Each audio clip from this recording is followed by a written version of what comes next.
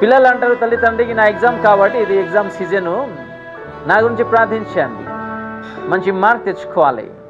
ఏం ప్రార్థన?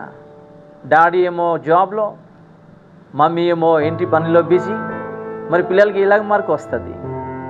హల్లెలూయా.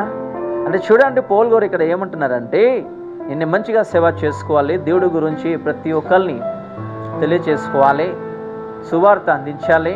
కాబట్టి నా గురించి కూడా మీరేం చేయాలి? ప్రార్థించాలి.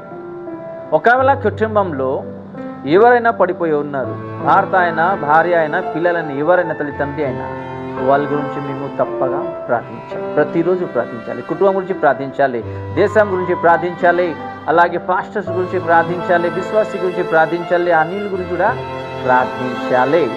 ఎందుకైతే మా ప్రార్థన ద్వారా దేవుడు ఏం చేస్తారు? వాళ్ళకి ఆశీర్వదిస్తారు, అనుగ్రహిస్తారు, వాళ్ళకి జ్ఞానం ఇస్తారు, వాళ్ళ మనసుని, వాళ్ళ ఆలోచనని ప్రతి విషయంలో ఏం చేస్తారు? మార్చేసి మంచి మనసు ఇస్తూ కాపాడతారు.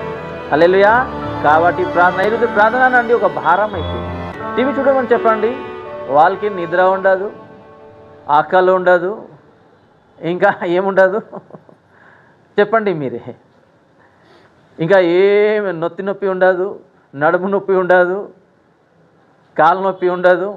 చర్చికి వచ్చినప్పుడు, ప్రార్థన చేసినప్పుడు రకరకాల నొప్పిలు వస్తుంది, జ్వరం వస్తుంది, దగ్గు వస్తుంది, నిద్ర వస్తుంది.